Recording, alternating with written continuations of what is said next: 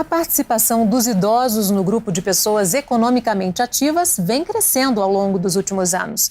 Segundo o levantamento do IPEA, Instituto de Pesquisa Econômica Aplicada, por exemplo, eles já representam 7,8% da classe trabalhadora. E a tendência é desse percentual continuar crescendo. São profissionais maduros que decidem não parar quando chega a idade da aposentadoria, seja por realização pessoal, seja por necessidade. No quarto programa da série Terceira Idade, vamos falar da geração 50+, e o mercado de trabalho. Nossos convidados são a Darcy Mitico, professora do programa de pós-graduação em administração da Universidade Presbiteriana Mackenzie, e o Morris Litvak, presidente da Mature Jobs, empresa que faz a ponte entre pessoas com mais de 50 anos e as oportunidades de trabalho e desenvolvimento profissional. Muito bem-vindos, obrigada pela participação. Obrigado. Que agradecemos. São aí mais de 7,5 milhões de idosos na força de trabalho, né? Pois é. Essa palavra idoso também é uma questão para a gente pensar um pouquinho, né? Quem é idoso, afinal de contas, né?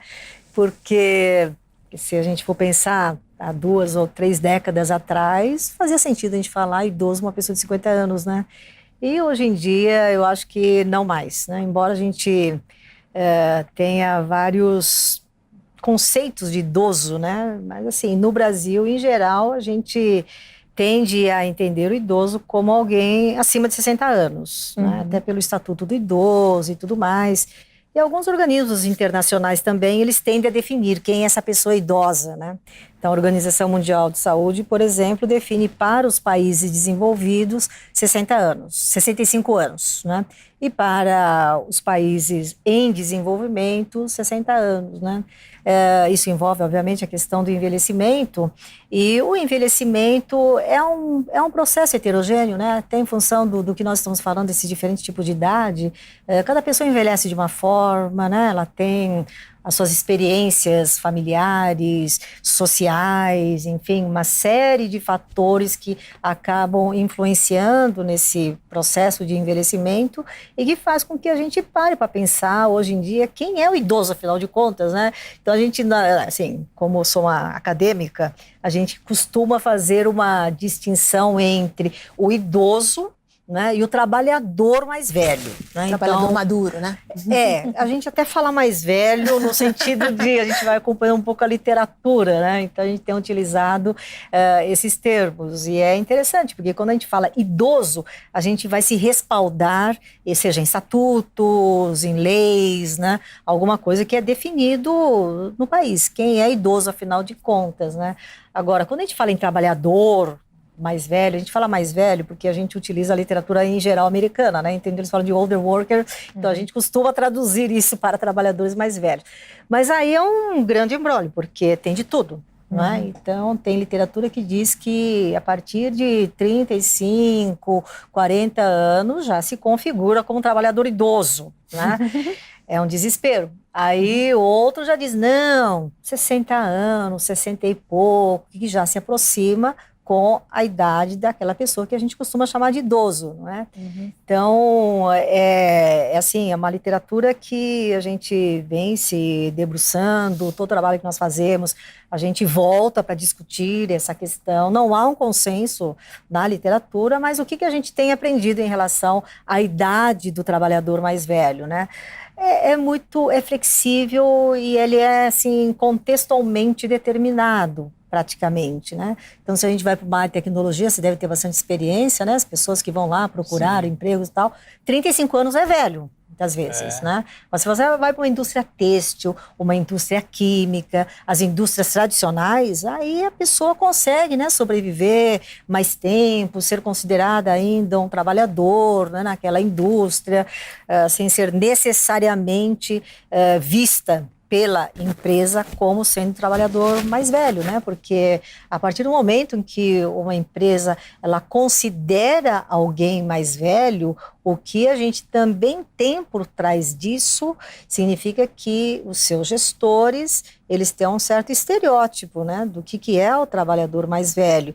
Aí suas ações, né, as suas práticas de gestão tendem a refletir esse estereótipo que eles têm em relação a quem é esse trabalhador mais velho e quais são os atributos, as características que esses trabalhadores têm. Então, quer dizer, assim, nós estamos falando de um processo de envelhecimento que é extremamente heterogêneo, né? Ele tem uma influência cultural muito grande, né?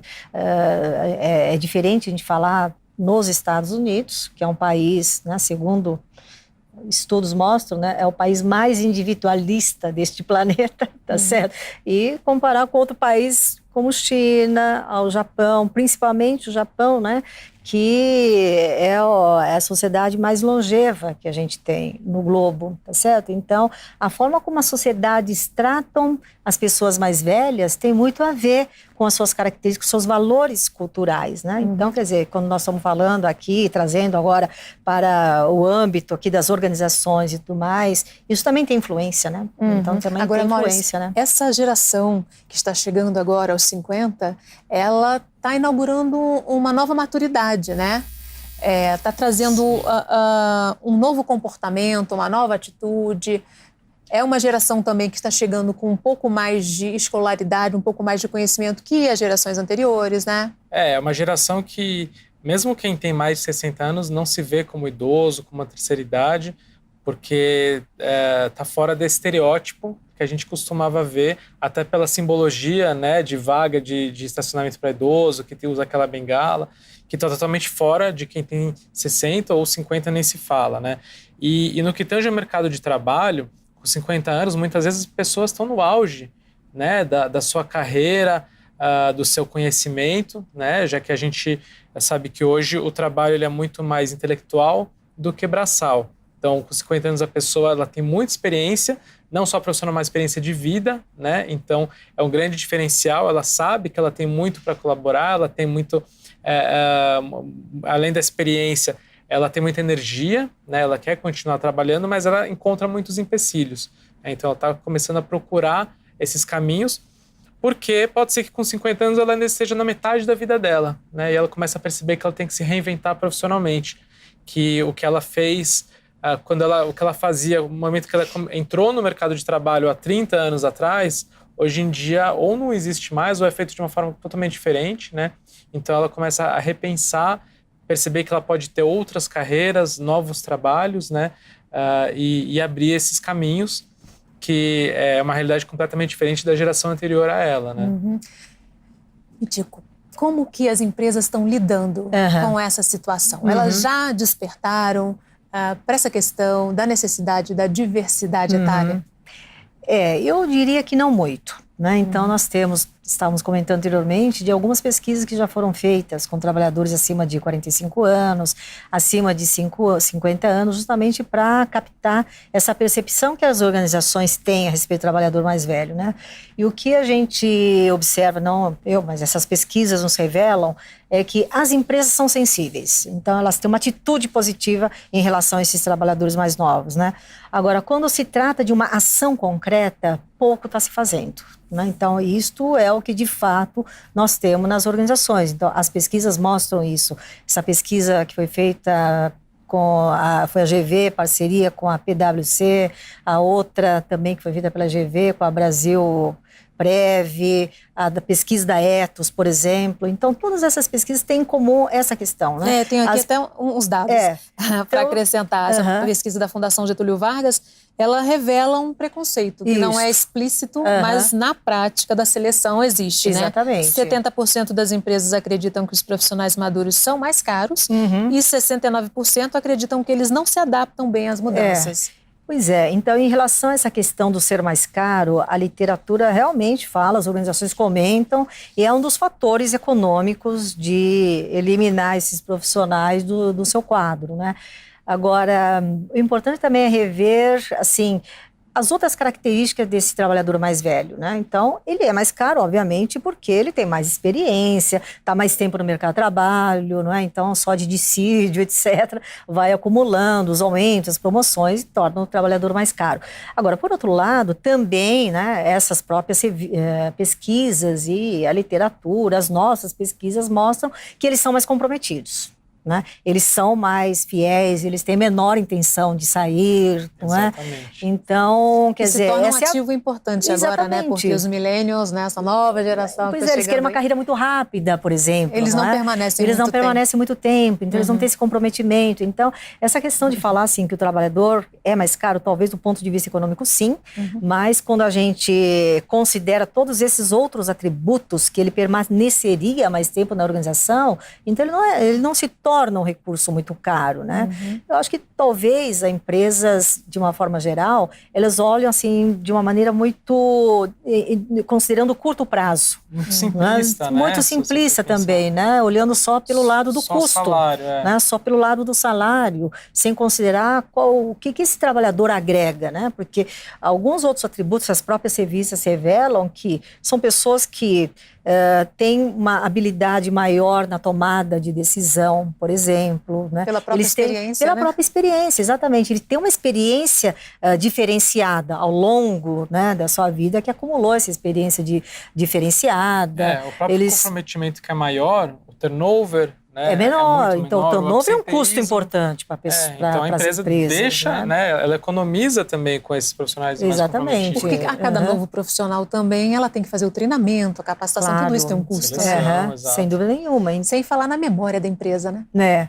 O conhecimento tácito, né? Que a gente fala, porque quando é um conhecimento concreto, você tem aí no registro, mas é o tipo de conhecimento que a experiência ensina e acaba não tendo, né? Assim, principalmente em empresas que não têm a gestão do conhecimento. Então, esse conhecimento ele fica retido no trabalhador mais velho, maduro, né, que tem essa experiência, e se não houver, e as empresas não fazem isso, as pesquisas mostram, uma ação de transferência de conhecimento entre a geração mais nova e esses trabalhadores, é perda total de conhecimento, né, para as organizações. Então, e, na verdade, as empresas poderiam ganhar muito com essa convivência do mais novo com o mais velho, né? O mais velho, né? Que também não é algo muito simples, eu diria, até por conta das características dessas gerações, né? São 4 gerações que trabalham no mesmo ambiente de trabalho, simultaneamente. Né? É um ambiente multigeracional, né?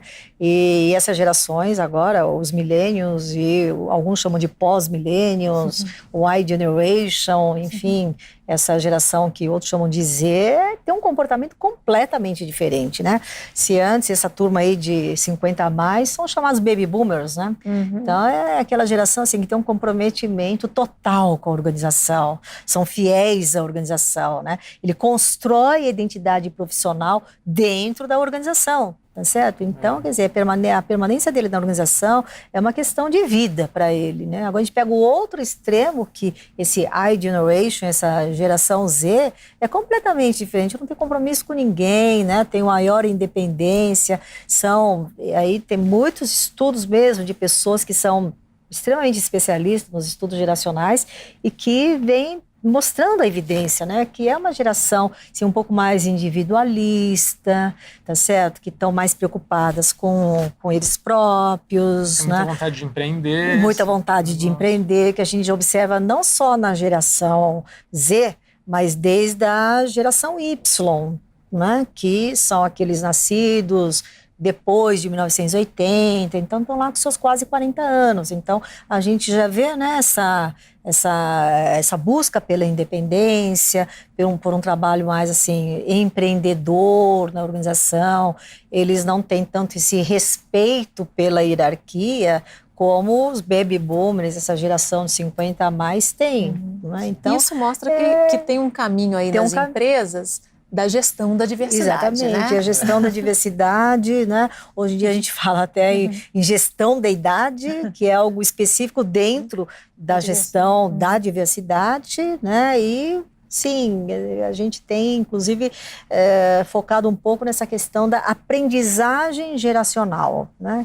Quer dizer, o contato só não vale a pena, mas o que se aprende, né? E como se aprende nessa convivência entre diferentes gerações. E essa troca, né? quando a empresa cria um ambiente, né, que permita e faça com que essa troca aconteça, ela é muito rica, ela traz o equilíbrio, né, dessas diferentes gerações que têm vontades, experiências bem distintas. Então, traz esse comportamento um pouco mais comprometido, uma cultura corporativa dos mais velhos para os mais jovens, e dos mais jovens para os mais velhos também é muito importante trazer toda essa conectividade, questão tecnológica que eles têm, né? Então, as gerações ganham muito com isso e a empresa nem se fala. É importante que quebre barreiras, porque a gente sabe que as barreiras etárias existem dos dois lados, né? Os preconceitos. Então, a empresa também tem que incentivar, tem que Cabe muito à sensibilizar. empresa, né? Favorecer esse ambiente de troca, né? Sim. Eu acho que cabe à empresa, sim. Se a gente for pensar num espectro mais amplo, quando a gente pensa o quanto o Brasil está se tornando um país longevo, né? Nesse aspecto assim de que a gente ganhou essa longevidade, a gente tem que celebrar essa longevidade, né? Mas só que a contrapartida é que ninguém está preparado. Eu diria assim, o governo não está preparado, né? As empresas não estão preparadas e acho que os indivíduos ainda tentam se preparar de uma forma ou outra, né? Por questões muito individuais até. Então, acho que nós temos... né? Tem que sobreviver, até porque você aposenta uma vez e agora tem que se aposentar 2 vezes quase, né? Então... Ok. E você também pode acompanhar a Fase TV na internet. O endereço está aí na sua tela, youtube.com/FMPFase. Faça sua inscrição e receba os alertas dos novos episódios. Vamos fazer um rápido intervalo. No próximo bloco, a gente continua falando sobre a geração 50+, e o mercado de trabalho. O Em Questão volta em instantes. Até já!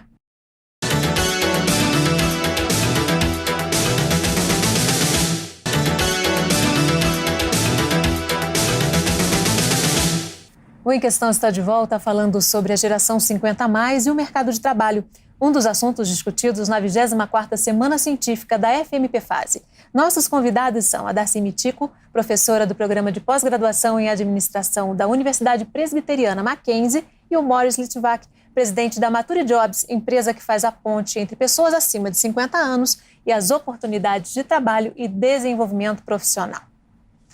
A gente terminou o outro bloco falando um pouquinho sobre esse cenário, né? Na verdade, o governo e os parlamentares, eles focam a atenção na reforma previdenciária, mas não existem muitos projetos sobre como essa mão de obra deve ser aproveitada, como incentivar as empresas a manter esse profissional mais velho, como requalificar essas pessoas. A gente já teve, né, no Brasil, e pelo que sei, não foi avante, até projetos de leis, né, no sentido de incentivar as empresas a contratarem pessoas mais velhas, né? Então, um deles, por exemplo, seria assim, olha, a empresa que contratar pessoas acima de 45 anos, 50 anos, tem uma redução fiscal, né? Ou as empresas, um outro projeto, no sentido assim, de que as empresas são obrigadas a contratar, a exemplo da lei de cotas, por exemplo, né? Então, o que me parece é que o governo tem um papel essencial, né? Que não é só a questão da aposentadoria, que, aliás, a aposentadoria, ela prolonga a vida de trabalho, né? Então, acho que existe essa preocupação de ter esse prolongamento da vida de trabalho de forma sustentável também. Sim, né? Tem que combinar com as empresas também, exatamente. Né? Então, eu acho que ter uma ação do governo que vai além, né, da reforma previdenciária, no sentido assim de desenvolver algumas políticas sociais, políticas públicas que talvez espontaneamente as organizações elas não se envolvam, né, na contratação desses trabalhadores e, mais ainda, na manutenção desses trabalhadores, né? Porque o que a gente percebe em nossas pesquisas é que há uma ambiguidade no aspecto de que a população está envelhecendo, as pessoas trabalham e vão precisar trabalhar ainda mais com a reforma da Previdência. No entanto, as empresas têm uma certa tendência de não contratar, isso com toda a clareza, né, e de não manter esses trabalhadores, né? Então é muito claro na fala de alguns gestores, acho que você deve ter uma experiência nisso, as empresas estão indo para o caminho lado contrário, de né? contratar pessoas mais jovens por conta do custo. Passando por um processo de juniorização. Exatamente. Que a gente tem visto desde o começo da crise, né, que acentuou muito isso. Então tem essa questão de custo e tem a cultura. Tem a né? cultura. Nossa cultura é muito voltada para o jovem principalmente no mercado de trabalho, não Exatamente. só. Né? E aí tem também uma questão do estereótipo que a gente falava anteriormente, que as empresas entendem que essas pessoas, apesar de maduras, com mais experiência, são mais lentas, né, dificuldade com a tecnologia, resistem a mudanças organizacionais. E também tem uma outra coisa que a gente chama também de normas de idade nas organizações, né? Então, muitas organizações, elas têm para determinadas funções, olha, ou você é gerente há 35 anos, ou você não é mais, né? Maurice, foi percebendo essas dificuldades do profissional maduro que você criou a Mature Jobs, né? Me conta um pouquinho como você criou e como funciona. Foi uma junção dessa percepção com uma história pessoal minha, né, que eu fui ver que realmente algo precisava ser feito. Então, a minha avó, Dona Keila, trabalhou até os 82 anos. Era uma pessoa mega ativa, além de trabalhar, ela fazia voluntariado e estava super bem com a cidade. Um dia indo para o trabalho, ela caiu na calçada, se machucou. E aí parou de trabalhar meio que de um dia para o outro, sem muito planejamento, passou a ficar em casa sem fazer nada. Aí a saúde dela realmente degringolou rapidamente. E aí quando ela faleceu, ela teve Alzheimer, tudo isso, faleceu com 91 anos em 2013. Quando ela faleceu, eu refleti muito sobre essa história dela. E eu tinha acabado de vender uma empresa de tecnologia que eu tinha com meu pai, onde eu saí no começo de 2015, que foi justamente quando a crise tinha estourado. E aí eu já estava mais envolvido nesse assunto e comecei a conhecer muita gente que, em função da idade e da crise, estava tendo uma dificuldade de se manter ou voltar para o mercado de trabalho, né? E essas pessoas super aflitas me lembraram a história da minha avó, porque começavam a ficar deprimidas, mas muito mais jovens do que a minha avó, muitas vezes nem aposentados ainda. Aí eu fui pesquisar e vi que não existia nada sendo feito a respeito nem por governo, nem por empresas.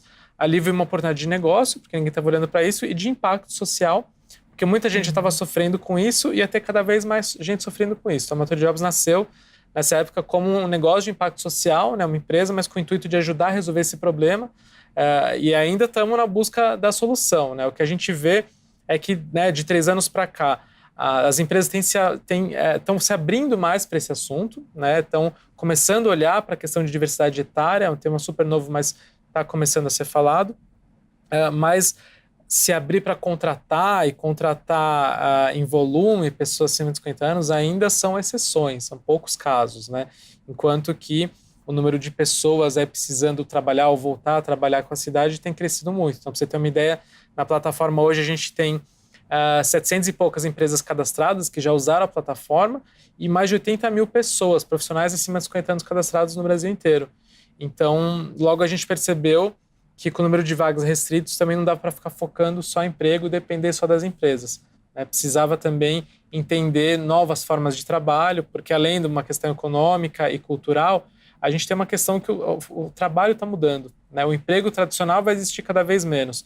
E essa geração 50+, ela foi educada para trabalhar a vida inteira numa empresa, parar e pronto, né? Enquanto que o jovem hoje, para ele é natural ser um freelancer, empreender, ser autônomo, virar um consultor. Então a gente tem que abrir um pouco o horizonte desses 50+, mostrar as possibilidades que a tecnologia traz hoje e dar tanto uma orientação quanto uma capacitação para que ele se reinvente profissionalmente. Agora, mesmo com esse mercado restrito, vocês conseguiram aí um feito, já recolocaram bastante gente, né? Já, a gente tem uma estimativa aí de recolocação diretamente através das vagas publicadas no site de 800 pessoas. Mas isso é 1% da nossa base, né? É um número legal se você vê ele individualmente, mas perto da base ainda é muito pouco. Por isso que a gente sabe que não adianta, não vai ter emprego para todo mundo. Se hoje é difícil para o jovem, imagina para o mais velho, né? Por isso que a gente tem focado muito em falar sobre empreendedorismo, desmistificar o que é empreender, para esse público que muitas vezes vê empreender como tem que investir um grande aporte de capital, abrir uma franquia, esse tipo de coisa. E hoje empreender, você consegue empreender individualmente, quase que sem precisar investir dinheiro, como ser um autônomo, um consultor, como se vender e por aí. E como estar preparado para tentar voltar ao mercado de trabalho também, né? Entender que precisa estar atualizado e precisa repensar a carreira no sentido de que talvez aquilo que eu fazia não funciona mais daquele jeito. Será que será que ainda quero fazer aquilo? Será que eu gosto? Será que eu, de repente, vou fazer uma outra coisa, vou aprender uma nova profissão? Né? Então, são vários caminhos, não tem mais um caminho único como era antes, né?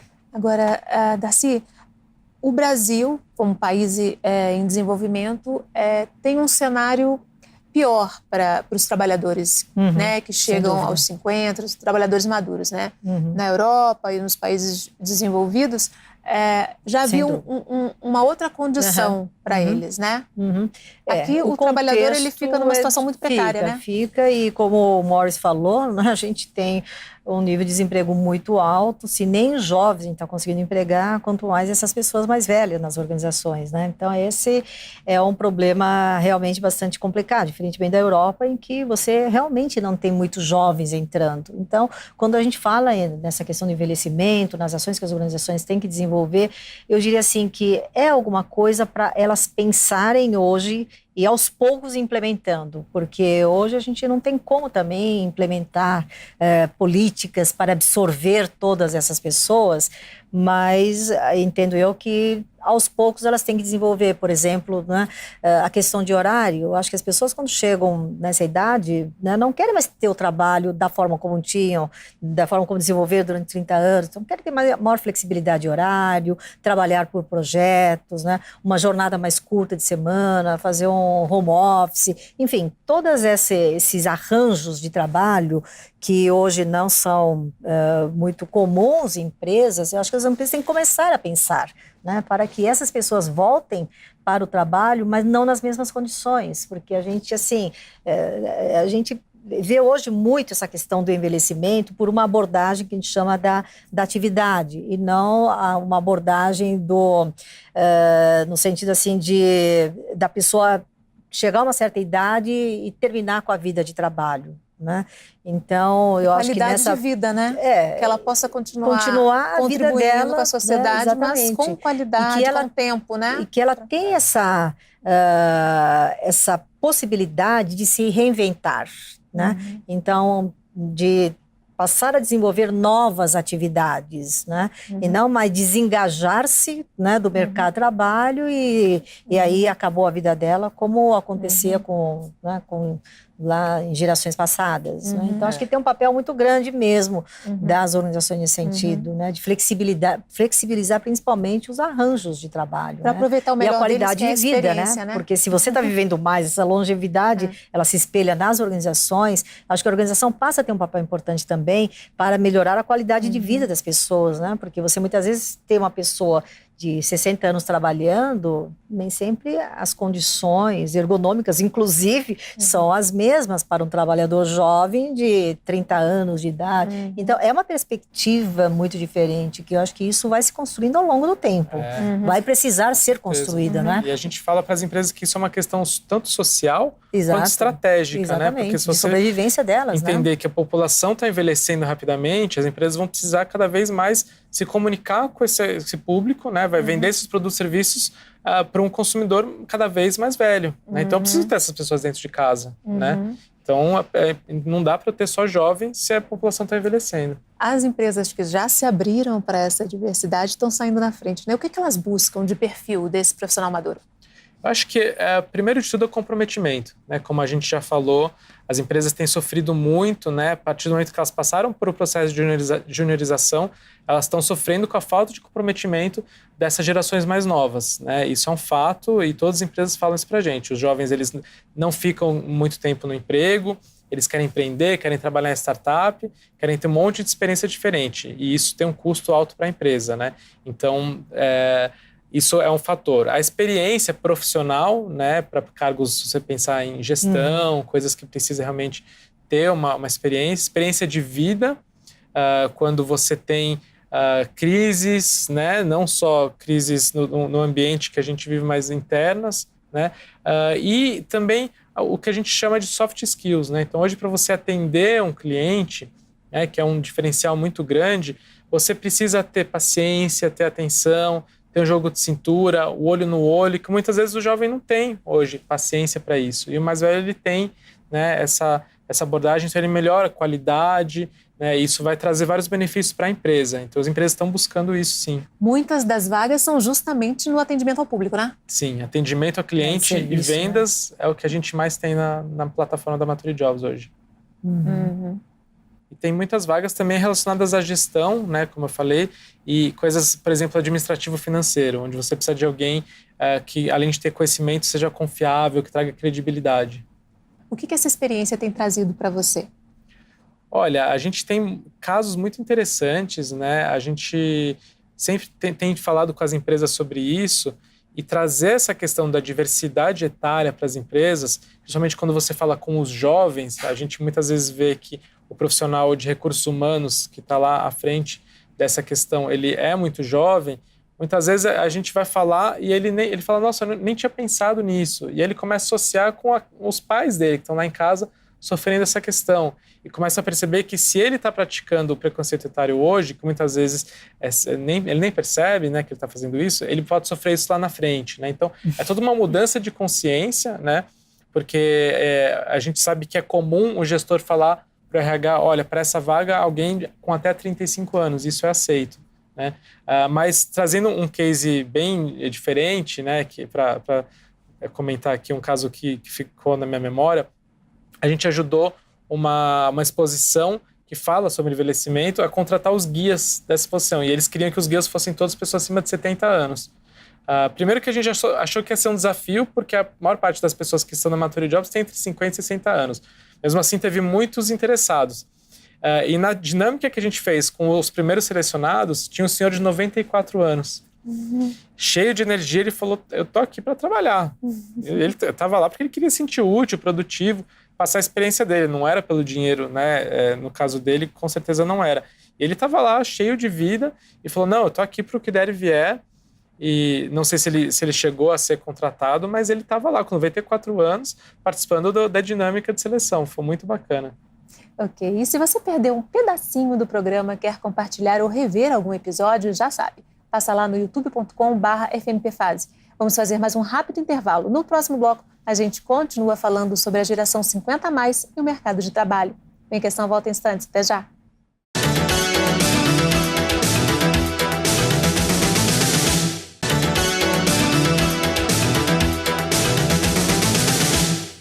O Em Questão está de volta falando sobre a geração 50+, e o mercado de trabalho. Um dos assuntos discutidos na 24ª Semana Científica da FMP-Fase. Nossos convidados são a Darcy Mitico, professora do Programa de Pós-Graduação em Administração da Universidade Presbiteriana Mackenzie, e o Maurício Litvak, presidente da Maturity Jobs, empresa que faz a ponte entre pessoas acima de 50 anos e as oportunidades de trabalho e desenvolvimento profissional. Qual o perfil desse trabalhador longevo? Bom, falando no perfil dos cadastrados, dos 80 mil que já fazem parte da base da Maturity Jobs, especificamente são pessoas entre 50 e 65 anos, então são pessoas ainda bem jovens. 30% só deles estão aposentados, bem meio a meio homens e mulheres, quase 50-50, mas quando a gente faz algum curso ou evento, 70-80% público feminino. 80% deles estão desempregados, a grande maioria mais de um ano, né? Então são pessoas e 70% tem curso superior, 20% tem pós-graduação MBA, então são pessoas com ótima formação, com bastante experiência, vieram de cargos de média gerência, mais ou menos, né? Então são pessoas que num momento que saíram do mercado de trabalho tentaram ou estão tentando voltar para o mesmo tipo de trabalho, né? E começam a perceber que talvez não vai mais rolar e que aí tem que procurar outros caminhos. Uhum. E o que elas estão buscando? Sim, eu vejo, né, pelas nossas pesquisas, que realmente é muito difícil elas voltarem para o mercado formal de trabalho, né? Então, quem tem uma boa formação e uma experiência assim diferenciada, acaba indo para a consultoria. Ou quando eles voltam com o PJ, né, prestando serviço para as empresas e tudo mais, ou mudando completamente, né? Então, nessa mudança completa, você está falando das mulheres, eu acho que as mulheres têm mais essa flexibilidade, no sentido assim de que elas aceitam a mudança de uma maneira mais fácil, né? Então, para o homem, né, talvez por algumas características individuais, é muito mais difícil ele retornar para uma atividade que não seja reflexo daquilo que ele fazia anteriormente. Se for uma consultoria, tudo bem, mas se for mudar completamente, algo assim que ele vai ter que reiniciar uma atividade, a gente percebe que para o homem é um pouco mais difícil. Não sei se na sua experiência, pelo menos na minha, a gente tem visto alguma coisa assim. As mulheres são muito mais abertas. Mais abertas e fazer uma coisa completamente diferente.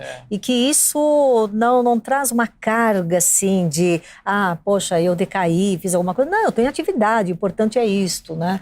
Então a gente vê um pouco essa reconstrução. Com a perda do status, né? O homem geralmente se deprime, até porque o homem geralmente ele sai do mercado em cargos mais altos, né? Principalmente nessa geração.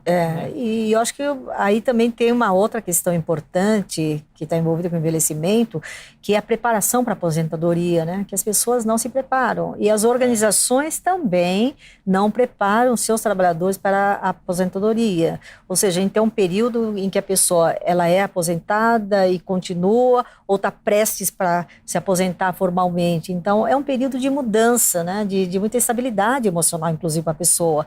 E as organizações, elas não têm, essas pesquisas mostram o quanto que as organizações também não estão preparadas para isso, né? Ou seja, a pessoa, de repente, se aposenta e amanhã está perdido. Exato. Não sabe o que fazer na vida. E muitos deles eles falam isso, eu estou perdido. Por isso que a gente tem que fazer, muitas vezes, uma orientação antes da capacitação. Da pré-aposentadoria, né? E da pós-aposentadoria também. Daí também a necessidade de que hoje, quem está no mercado, se prepare para esse momento, né? Exatamente. Tem que ter um planejamento já. Precisa ter um planejamento, acho que aí vai um pouco da própria iniciativa de cada um, começar a preparar o que eu quero para o meu futuro.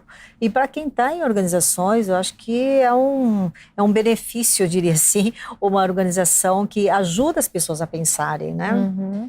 Eu acho que essa é uma questão muito importante hoje, que faz toda a diferença, né, para essa longevidade. E tem uma questão também da capacitação permanente, né? Porque esse mercado, ele está em mudança. Tem uma pesquisa chamada Futuro dos Empregos 2018, que aponta que até 2025 serão eliminadas 75 milhões de vagas de empregos. Mas vão ser criadas 133 milhões, só que em novos tipos de trabalho, né? Exatamente. Então, isso revela que todo mundo que está no mercado tem que estar atento a essas mudanças. São novas profissões e novas formas de trabalho. Exatamente. Formato também muda, né? E o que a gente vê nas empresas, né, é que a partir de uma determinada idade, a empresa não investe mais em treinamento desses trabalhadores acima de uma determinada idade, 40, alguma coisa mais, assim, no sentido de que para que eu vou investir se essa pessoa daqui a um pouco vai sair, vai se aposentar? E também eles têm um estereótipo, não é, de que a pessoa, quando está prestes a se aposentar, ela não está muito comprometida mais com o trabalho, né, com toda aquela garra de enfrentar novos desafios, não é? Então, por conta também desse estereótipo, elas acabam investindo menos em treinamento. E aí fica um ciclo vicioso, né? Equívoco, investe menos em treinamento, a pessoa fica com menos habilidade, né, acaba sendo mandada embora e aí reforça o estereótipo. Tá vendo? Ainda bem que eu não investi nesses profissionais, né? Agora, de uma visão equivocada, né? Exatamente. Então, assim, os estudos que a gente tem feito em países já longevos, por exemplo, os europeus, né, é que o investimento em treinamento é eterno. Né? Então, é o investimento em aprendizagem contínua na capacitação desses trabalhadores para atividades que não foram as que eles desenvolveram. Então, não é alguma coisa assim somente para aprimorar um conhecimento, mas em outras áreas que eles não tiveram oportunidade de se desenvolver ao longo do trabalho deles, para preparar esses profissionais para funções que muitas vezes a gente não sabe nem direito qual função que vai ser do futuro, né? Numa economia 4.0, né? Uma learning machine, um monte de coisa aí que está entrando que você não sabe nem quais serão as profissões do futuro. Então, preparar para uma coisa mais ampla, né, de desenvolver uma questão cognitiva da pessoa. Para estar aberto para as novidades, né? E muitas vezes, se a pessoa já está fora do mercado, né, ou se ela já está, ou se ela está vendo que a empresa não vai prover isso para ela, tem que partir dela, né? Hoje se fala do lifelong learning, que é justamente você continuar aprendendo até inteira, o resto da vida, porque por mais experiência que você tem, as coisas estão mudando cada vez mais rápido, a gente sempre vai estar defasado se a gente parar, né? Quem está se formando hoje na faculdade já está saindo do curso defasado, né? Então, não tem, imagina quem está já há muito tempo sem estudar. Então, a pessoa precisa se atualizar o tempo todo, seja para ter ideias ou para ter novos trabalhos. Sem dúvida, isso é fundamental. E governo, né? Eu acho que é uma ação Claro. também que deveria ter algumas políticas no sentido de estimular esse aprendizado contínuo e eterno, né? E sustentável desse trabalhador, né? Mais maduro. Qual o conselho que vocês dão, então, para o trabalhador maduro? Né? O que ele tem que ter em mente para conseguir se encaixar nesse mercado? Sim, você quer falar? Não, pode começar, por favor. Então, eu acho assim que primeiro é ter essa abertura para aprender com os jovens, né? Claro, eles não têm paciência, né? Mas eles têm uma coisa muito boa, essa nova geração que eu estava lendo recentemente. Eles são muito tolerantes em relação à diversidade de raça, né? De gênero, de orientação sexual, por exemplo, mas eles não são empáticos e são individualistas, né? E querem uma carreira super rápida. Então, eu acho que eles têm que aprender assim, essa agilidade com os jovens, né? E estar aberto para aprender. E acho que não depender da empresa, acho que a empresa tem um papel importante, que ela, do meu ponto de vista, pelo menos, ela não está preparada, né, para essa longevidade do trabalhador, mas ele tem que, acho que, planejar a carreira dele, né, para aposentadoria, aposentadoria, essa vida de trabalho mais longa. Assumir essa responsabilidade. Assumir também né? para si essa responsabilidade. Exatamente. Né? E se abrir, né, no sentido de até sair de casa para conhecer coisas e pessoas novas. Né? Se a pessoa, primeiro, ela não pode ficar com aquele mindset só de emprego, ela tem que se abrir para as novidades, mas ela tem que sair de casa. Então, a gente tem feito encontros de networking para gerar parcerias de negócios entre esse público, a partir de uma demanda que surgiu deles, né? Onde eles veem que eles não estão sozinhos nesse momento, nessa fase de vida, e que tem pessoas tão boas quanto eles, que se eles se juntarem, tem uma força incrível para fazer novas coisas, ter novas ideias. Então, sair de casa, ir a eventos, perceber que as coisas não são feitas só para os jovens, por mais que pareça, que ele é super bem-vindo, se misturar com o jovem, para aprender com o jovem, olhar a tecnologia como uma aliada e não como uma barreira, porque a tecnologia abre muitas oportunidades, né? A economia compartilhada aí tem um monte de oportunidade para quem quer um trabalho mais flexível. Entender que startup não é coisa só de jovem, né? Startup é um mercado, um ecossistema que está crescendo muito, que tem muita oportunidade de trabalho, e as pesquisas mostram que as startups de sucesso são de fundadores, de gestores que têm mais do que 35, 40 anos. Então, não é aquela coisa que a gente acha que é do jovenzinho. Os empreendedores grisalhos, né? A experiência faz diferença. Faz a diferença. Uhum. E nessa atualização vale tudo, né? Participar de congresso, tá prestando atenção no que está acontecendo, né? Se conectar com outras pessoas, olhar para dentro. O autoconhecimento é fundamental nessa fase da vida também, entender o que eu quero fazer, né, o que eu gosto. Então, novos conhecimentos, entender como que eu faço para estar visível na internet, seja para me vender ou para ser encontrado, vale tudo. Isso que os jovens fazem muito bem, né? E como é que vocês vislumbram esse cenário aí para frente? Ainda é restrito, né, o número de empresas que já está com essa mentalidade, né, aberta para os trabalhadores maduros. Isso vai aumentar, as possibilidades vão ser maiores e também em outras áreas, não só de atendimento ao público e de gestão? Eu acredito que sim, porque neste momento as pessoas estão começando a se sensibilizar. Primeiro, sensibilizar globalmente, de que a nossa sociedade está realmente envelhecendo, né? E quais são os impactos disso. Então, eu acho que não tem outra saída para as empresas, sabe? Porque vai ser uma questão de sobrevivência, né? Que é daqui em 2000, segundo o IBGE, em 2050, a gente vai ter uma população acima de 60 anos superior à população jovens. Então, nós não temos tanto entrantes jovens, tá certo? Então, essa mão de obra experiente, ela vem como uma alternativa importante, não é, para substituir os novos talentos necessários das organizações. Então, acho que não. E a organização que eu acho que desde já se preocupar com isso, ela vai ter uma vantagem competitiva, seguramente. E acho que mais do que uma tendência, é um caminho sem volta, né? Como a professora falou, porque é isso, a população está envelhecendo, a gente está vivendo cada vez mais, vai ter cada vez menos jovens, então não tem como fugir desse caminho, desse assunto. Então, acho que estar de olho nessa tendência mas tendo em mente que a gente tem uma questão cultural muito forte que leva tempo para mudar. Claro. Né? Então, os países europeus, Japão, Estados Unidos, que foram envelhecendo paulatinamente, enquanto eles foram enriquecendo, o Brasil está envelhecendo super rápido. Então, né, a gente não tem uma cultura preparada para isso. A gente tem que também ser realista e entender que provavelmente com um incentivo do governo, pode ser que isso aconteça mais rápido dentro das empresas. Eu acho que esse tripé é muito importante, né? É o governo, as empresas e o próprio indivíduo. Eu acho que é esse equilíbrio que a gente vai precisar, né? De cada um atuando dentro da sua esfera, né? Para dar conta. Infelizmente, nosso tempo terminou. Agradeço muitíssimo a participação de vocês. Lina, nós que agradecemos pela oportunidade. E a gente tem encontro marcado no próximo Em Questão. Espero você. Até lá.